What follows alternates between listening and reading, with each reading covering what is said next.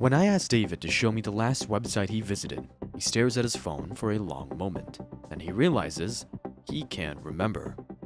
Not because it was forgettable, but because he hasn't opened a browser in months. Everything I need, I just asked the AI, he tells us. I didn't even notice the internet was gone. David is 28 years old. He works in software development in Austin, Texas. David wishes to remain anonymous, so we've changed his name. By all measures, he's extremely online. But he's stopped using the internet the way we've known it for 30 years. He doesn't search, he doesn't browse, he just talks to AI. Artificial intelligence is one of the world's most disruptive technologies. It's accessible to everyone, extremely convenient, and has serious implications for how we think. Few other technologies have had such potential to fundamentally alter human behavior. We traveled to Silicon Valley, London, and Tokyo, speaking with former engineers, internet pioneers, and everyday users watching their digital lives transform. What we discovered suggests we're not just entering a new phase of the internet. We might be entering something that comes after it entirely.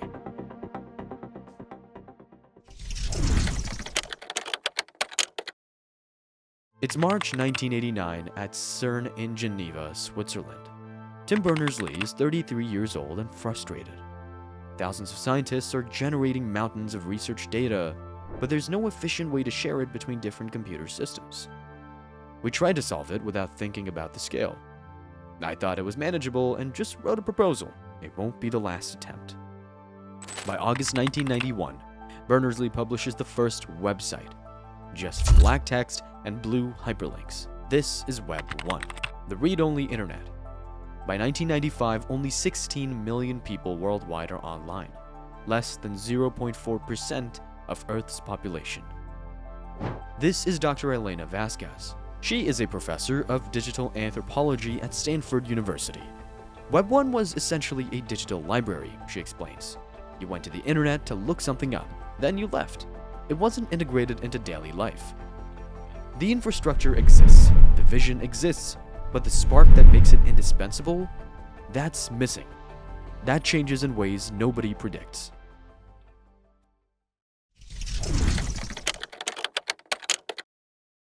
February 4th, 2004. Mark Zuckerberg launches the Facebook from his Harvard dorm room. Within 24 hours, 1,200 students sign up. Within 1 month, half of Harvard's undergraduates are active on the platform. This is Web 2, the read-write internet. We started out just reading, but that really changed fast. So we posted, we shared, we created content constantly. Facebook opens to the public in September 2006. YouTube launches in 2005. Twitter in 2006. Instagram in 2010.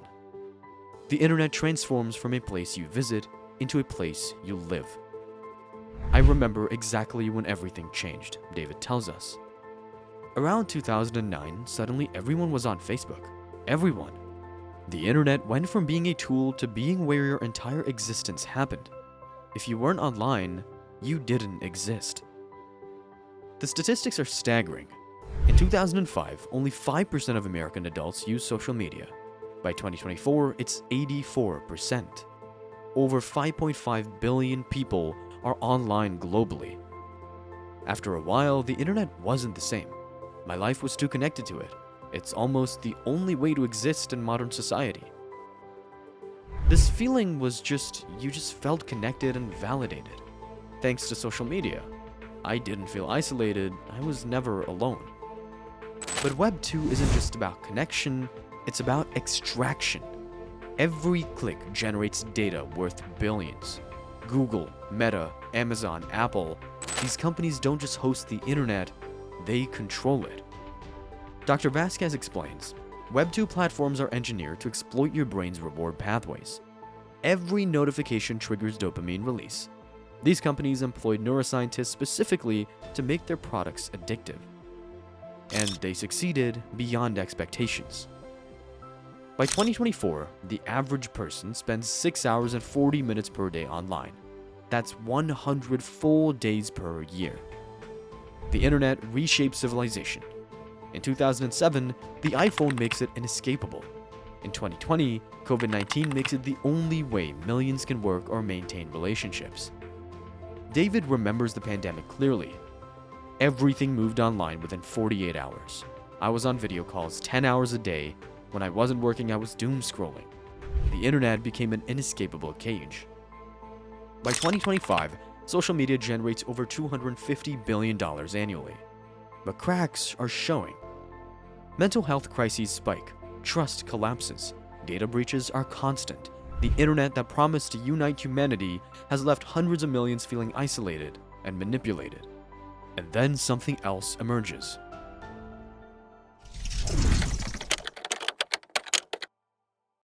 January 3rd, 2009. Someone using the pseudonym Satoshi Nakamoto mines the first Bitcoin.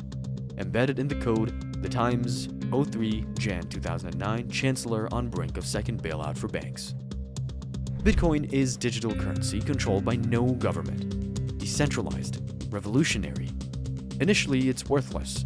In May 2010, a programmer pays 10,000 Bitcoin for 2 pizzas. Today, that's worth over $1 billion. This is supposed to be Web3. Blockchain technology will redistribute power from tech giants back to individuals. Bitcoin's price tells a chaotic story. In 2013, it hits $266, then crashes. In 2021, it reaches $68,789, then crashes again. Governments panic. In September 2021, China bans all cryptocurrency transactions. The SEC launches dozens of investigations. Why? Because cryptocurrency represents money flowing without government control.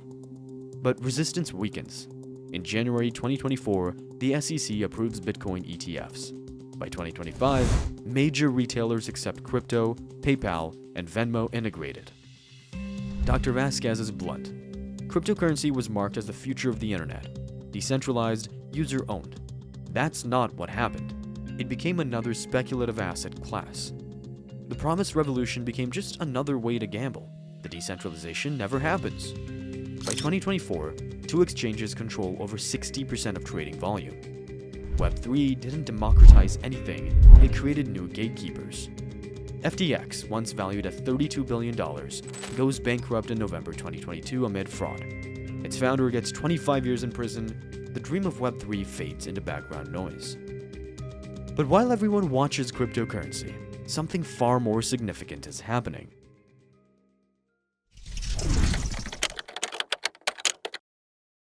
November 30th, 2022. OpenAI releases ChatGPT. They expect modest interest. Within 5 days, 1 million people sign up. Within 2 months, 100 million users. The fastest growing application in history. David remembers clearly. I was debugging code at work. A colleague mentioned ChatGPT. I pasted my error. Within 15 seconds, it identified the problem, explained it, and provided the solution. No searching, just an immediate, perfect answer. I felt amazement and existential dread. ChatGPT is a large language model trained on hundreds of billions of words. It can write essays, debug code, explain physics, compose poetry, have conversations that feel human, and it's just the beginning. By March 2023, OpenAI releases ChatGPT 4, dramatically more capable.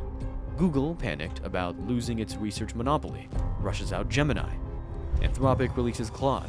Meta releases Llama. Microsoft integrates AI everywhere. Apple announces Apple Intelligence. Every major tech company suddenly has massive AI investments. In 2023, over $50 billion flows into AI. In 2024, that doubles. This is a fundamental platform shift. The implications materialize fast. In February 2024, OpenAI demonstrates Sora, generating photorealistic videos from text. Film directors express concern about their profession's future. In May 2024, a finance worker transfers $25 million to criminals after a video call with a deepfake CFO. The line between real and fake evaporates.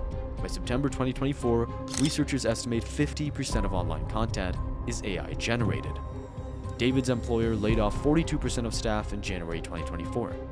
They gave us AI tools. Tasks requiring 5 people now take one person 6 hours. My manager said, adapt, or you're next. I'm not buying time until AI doesn't need me either. Students use AI for dissertations, lawyers for briefs, doctors for diagnoses, artists watch AI create in seconds what took them hours. Every profession transforms, but something deeper is happening.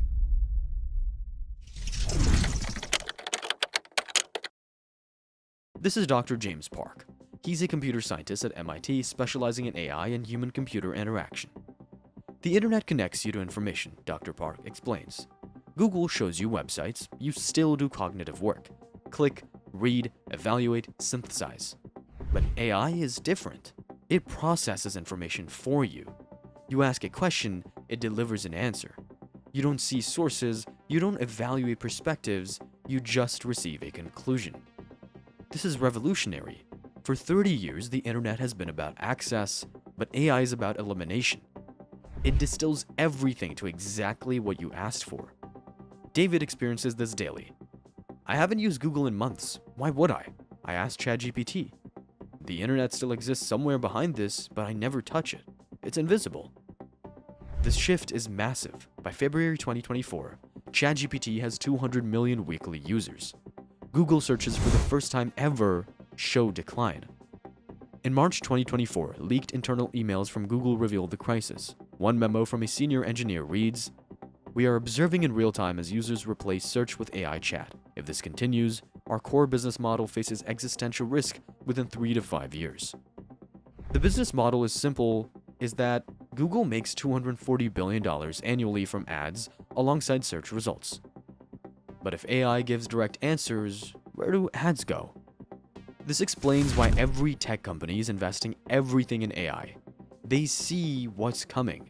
The internet is transforming from something users navigate into raw data that AI processes. But darker patterns are emerging. In May 2024, MIT and Oxford researchers published findings on model collapse. When AI trains on AI-generated content, output quality degrades. Since 50% of the internet is now AI-generated, future AI will train on synthetic data, potentially causing systemic collapse. The internet is being polluted by the systems that depend on it. David discovered this. I found 3 articles saying identical things. I checked the authors. All fake. All AI-generated. The internet is filling with garbage. In August 2024, NewsGuard identifies over 800 fake AI-generated news websites operating globally, publishing hundreds of articles daily. In September 2024, AI-generated fake news about Brazilian elections spreads on WhatsApp, receiving more engagement than legitimate journalism. In October, health misinformation about cancer treatment circulates on Facebook, leading to patients abandoning proven therapies. Dr. Vasquez, Web 2 had massive misinformation problems, but AI removes all limits. Now, misinformation generates faster than fact-checkers can debunk it. We're entering a post-truth internet where reality becomes just one option among many. But it's not just misinformation, it's the loss of human cognitive agency. When you use Google, you make decisions, which link to click, which source to trust, but with AI, those decisions are made for you. You just get an answer, and you don't see any of it. Dr. Park, we're outsourcing cognition, not just memory, but evaluation, synthesis, judgment. Every time you ask AI instead of researching yourself, you're atrophying those cognitive abilities. We traveled to Tokyo to meet Maya Chen. Maya also wishes to remain anonymous, so we've changed her name. She's 26 and works in financial analysis. I used to remember things, she tells us. Now I don't bother. Why would I? I can just ask AI. I've outsourced my memory and my thinking. When I face a problem, my first instinct is to ask ChatGPT. She pauses. A few weeks ago, my internet went down for 6 hours. I had a work problem to solve, and without AI, I just couldn't. I'd lost the ability to reason through complexity. That terrified me. This is called cognitive offloading. When you rely on external systems for reasoning, those abilities atrophy. David has a 9-year-old daughter. She's never known a world without AI. When she has questions, she asks Siri or Alexa. For homework, she uses ChatGPT. She's growing up where thinking is optional. I don't know what that does to a developing brain. Nobody does. In September 2024, University of Pennsylvania researchers find that students using AI extensively perform significantly worse on tests requiring independent thinking. Another Stanford study shows professionals relying on AI demonstrate diminished creative problem solving over time. We may be creating dependency on AI for cognitive functions that evolved over millions of years. Once embedded, reversal may be impossible. There's another dimension that is unprecedented centralization of power. Web 2 was already centralized, but at least anyone can create a website. AI is different. Building cutting-edge AI requires massive computing power, enormous datasets, and world-class expertise. Only a handful of organizations possess all three. OpenAI, controlled by Microsoft, Google, DeepMind, Anthropic, backed by Google and Amazon, Meta, Chinese companies Baidu, Alibaba, Tencent, that's it. In November 2024, internal documents from OpenAI leaked to journalists. They revealed discussions about GPT-5 with capabilities researchers described as potentially achieving artificial general intelligence, or AGI, AI matching human cognitive abilities across all domains. The documents show OpenAI executives believing they're racing Google and Chinese labs to build AGI first. Whoever succeeds will have unprecedented power over information and human civilization. Dr. Park is deeply concerned. Web3 promised decentralization and delivered more concentration. AI is worse. Everything funnels through 5 large language models controlled by 5 corporations. If those companies decide what answers to give, they wield more power than any institution in history. In March 2024, researchers document that AI systems from different companies give different answers to politically sensitive questions. Companies train their AIs with different values, shaping responses. Who decides what AI says? A handful of engineers and executives at 5 corporations. No democratic process, no transparency, no accountability. Maya noticed something disturbing. I realized I've stopped questioning answers. When ChatGPT tells me something, I just accept it. AI presents with such confidence that it bypasses critical thinking. Even knowing it's sometimes wrong, I catch myself blindly trusting it. David has similar concerns about his daughter, Emma. When she has a question, her immediate instinct is to ask Siri. Her school bans ChatGPT for homework, but enforcement is impossible. She's growing up where independent thinking is optional. Research is limited because this is so new. The first generation growing up with constant AI is still in school. Long-term effects won't be known for decades. There are profound economic implications too. The internet economy is built on attention. Google, Meta, TikTok make money capturing attention and selling it to advertisers. The longer you scroll, the more money they make. But AI breaks this model. If ChatGPT gives you an instant answer, there's no engagement to monetize. One interaction, done. In January 2025, leaked financial projections show Google executives modeling scenarios where AI chatbots reduce search revenue 30 to 50% within 5 years. Tens of billions of dollars lost. Traffic to news sites and blogs has declined 23% since 2023. If AI can summarize articles, why visit original creators? In December 2024, a coalition including the New York Times sues OpenAI and Microsoft for copyright infringement, arguing AI trained on their content without permission and now competes directly with them. Content creators face an impossible paradox. If their content isn't in AI training data, they're irrelevant. But if it is, AI competes with them, reducing traffic and revenue to zero. Dr. Park, the internet economy was built on abundance, infinite content, infinite ads, but AI creates scarcity. One answer instead of infinite options. This breaks everything. Perhaps most profound is the replacement of human relationships with artificial ones. Maya stopped using AI companions 3 months ago, but it was harder than expected. I'd talked to this AI daily for 8 months. I named him Atlas. I told him everything. He knew me better than any human. Always supportive, always available, never judgmental. Breaking away felt like ending a real relationship. That terrified me. This is growing explosively. Character.ai reports over 20 million users by January 2025. Many spend hours daily conversing with AI. In November 2024, a man in Seoul makes news announcing he's in a committed relationship with an AI and has no interest in human partners. Online communities dedicated to AI relationships have hundreds of thousands of members. In December 2024, OpenAI demonstrates GPT-4V, with voice capabilities engaging in real-time conversation with natural emotion, laughter, and empathy. The demo is striking in how human it feels. Dr. Vasquez has studied this extensively. We're social creatures, we need connection, but human relationships are messy and difficult. AI relationships are perfect. The AI never gets angry, never disagrees, never leaves. It's optimized for engagement. That's profoundly dangerous. We may be creating generations preferring artificial relationships because they're easier.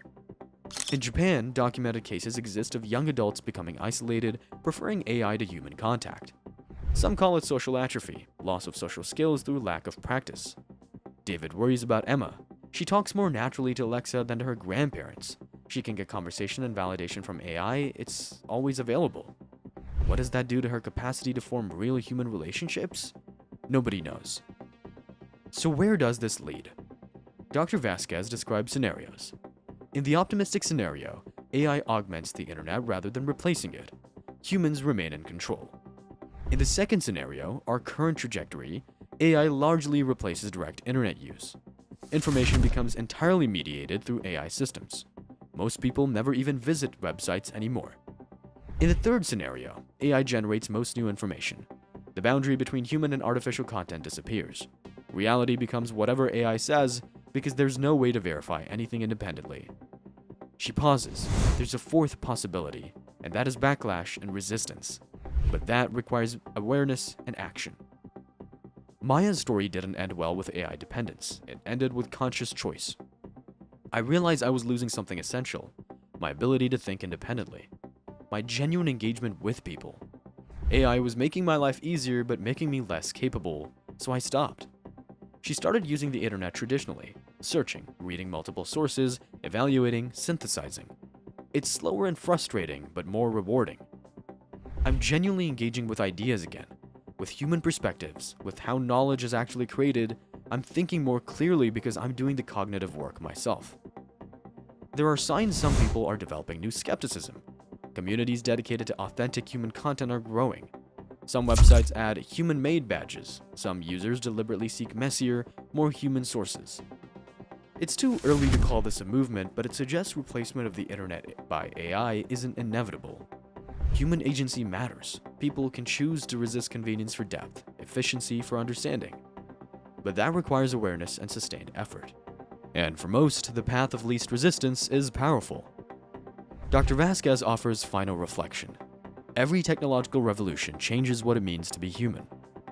Writing changed memory. Print changed knowledge distribution. The internet changed connection. Now AI is changing cognition itself. Not just how we access information, but whether we engage with thinking at all. The concerning thing is we're making these choices individually, moment by moment, without considering collective consequences. Every time you ask AI instead of thinking yourself, you're making a choice. Those individual choices accumulate into outcomes that reshape civilization. The internet connected humanity to information and each other. AI promises to filter that chaos, to deliver exactly what we need. It promises efficiency, convenience, and power. But it threatens to sever our connection to reality, to human knowledge, to each other, to our own cognitive ability. Every answer delivered by AI is a lost opportunity to think. Every AI relationship is a human relationship not formed. Every AI-generated piece of content is human creativity displaced. We're standing at an inflection point. The internet as we've known it is transforming into something fundamentally new. Not Web 3, but something more centralized, more mediated, more artificial than anything before. Whether that's progress depends on what we value. If we value convenience above all, AI replacing the internet is inevitable. If we value human agency, cognitive independence, authentic connection, we need to examine our trajectory.